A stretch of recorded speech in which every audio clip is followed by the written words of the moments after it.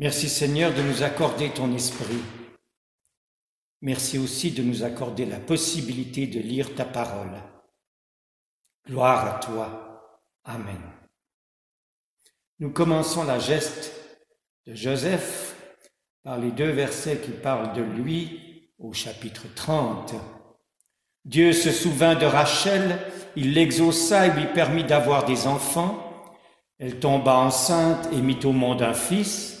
Elle dit « Dieu a enlevé ma honte » et elle l'appela Joseph en disant que l'Éternel m'ajoute un autre fils.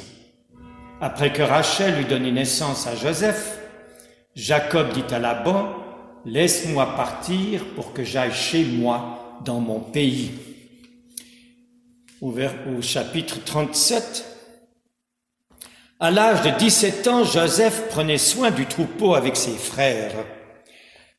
Le garçon était en compagnie des fils de Bila et de Zilpa, les femmes de son père, et il rapportait leurs mauvais propos à leur père. Israël, dit Jacob donc, aimait Joseph plus que tous les autres fils, parce qu'il l'avait eu dans sa vieillesse, et il lui fit un habit de plusieurs couleurs. Ses frères remarquèrent que leur père l'aimait plus qu'eux-mêmes, et ils se mirent à le détester. Ils étaient incapables de lui parler sans agressivité. Joseph fit un rêve, et il le raconta à ses frères, qui le détestèrent encore plus. Il leur dit « Écoutez donc le rêve que j'ai fait. Nous étions en train d'attacher des gerbes au milieu des champs, et voici que ma gerbe s'est dressée et est même restée debout. Vos gerbes l'ont alors entourée et se sont prosternées devant elle. » Ses frères lui dirent « Est-ce que tu vas vraiment régner sur nous? Est-ce que tu vas nous gouverner ?» Ils le détestèrent encore plus à cause de ses rêves et de ses paroles. Joseph fit encore un autre rêve et il le raconta à ses frères. Il dit « J'ai fait encore un rêve. Le soleil, la lune et 11 étoiles se prosternaient devant moi. » Il le raconta à son père et à ses frères. Son père lui fit des reproches et lui dit « Que signifie le rêve que tu as fait? Faut-il que nous venions, moi, ta mère et tes frères, nous prosterner jusqu'à terre devant toi? » Ses frères se montrèrent jaloux de lui, mais son père garda le souvenir de cela. Les frères de Joseph étaient allés s'occuper du troupeau de leur père à Sichem. Israël dit à Joseph, « Tes frères ne s'occupent-ils pas du troupeau à Sichem? Vas-y, je veux t'envoyer vers eux. » Il lui répondit, « Me voici. » Israël lui dit, « Va donc voir si tes frères sont en bonne santé et si le troupeau est en bon état. Tu m'en rapporteras des nouvelles. » Il le fit ainsi partir de la vallée d'Hébron.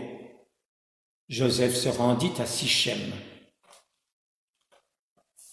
Un homme le rencontra alors qu'il errait dans la campagne et lui demanda « Que cherches-tu » Joseph répondit « Ce sont mes frères que je cherche. Dis-moi donc où ils gardent le troupeau. » L'homme dit, « Ils sont partis d'ici, en effet, je les ai entendus dire, allons à Dothan. » Joseph partit sur les traces de ses frères et il les trouva à Dothan. Ils le virent de loin, et avant qu'il ne soit près d'eux, ils complotèrent de le faire mourir. Ils se dirent l'un à l'autre, « Voici le rêveur qui arrive. Allons-y maintenant, tuons-le et jetons-le dans des citernes, dans une des citernes. Nous dirons qu'une bête féroce l'a dévoré et nous verrons ce que deviendront ses rêves. » Ruben entendit cela et il le délivra de leurs mains. Il dit, « N'attendons pas à sa vie. » Il leur dit encore, « Ne versez pas de sang. Jetez-le dans cette citerne qui est dans le désert et ne portez pas la main contre lui. » Il avait l'intention de le délivrer de leurs mains pour le faire retourner vers son père. Lorsque Joseph fut arrivé vers ses frères, ils le dépouillèrent de son habit, de l'habit de plusieurs couleurs qu'il portait. Ils s'emparèrent de lui et le jetèrent dans la citerne. Celle-ci était vide, il n'y avait pas d'eau. Ils s'assirent ensuite pour manger. Levant les yeux, ils virent une caravane d'Ismaélites qui venait de Galahad. Leurs chameaux étaient chargés d'aromates, de baume et de myrrhe qu'ils transportaient en Égypte. Judas dit alors à ses frères, « Que gagnerons-nous à tuer notre frère et à cacher son sang? Venez, vendons-le aux Ismaélites et ne portons pas la main sur lui, car il est notre frère, il est notre chair. » Ses frères l'écoutèrent. Au passage des marchands madianites, ils tirèrent et firent remonter Joseph de la citerne, et ils le vendirent pour 20 pièces d'argent aux Ismaélites qui l'emmenèrent en Égypte. Lorsque Ruben revint à la citerne, il constata que Joseph n'y était plus.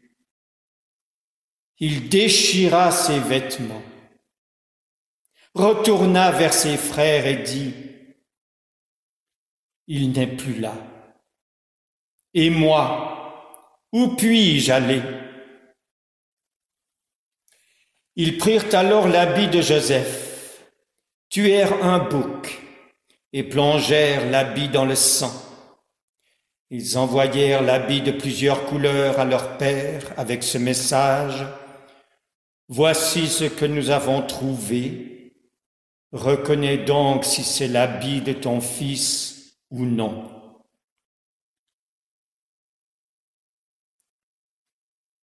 Jacob le reconnut et dit, « C'est l'habit de mon fils. Une bête féroce l'a dévoré. Joseph a été mis en pièces. » Jacob déchira ses vêtements. Il mit un sac sur sa taille et il mena longtemps le deuil sur son fils. Tous ses fils et toutes ses filles vinrent pour le consoler. Mais il refusait d'être consolé.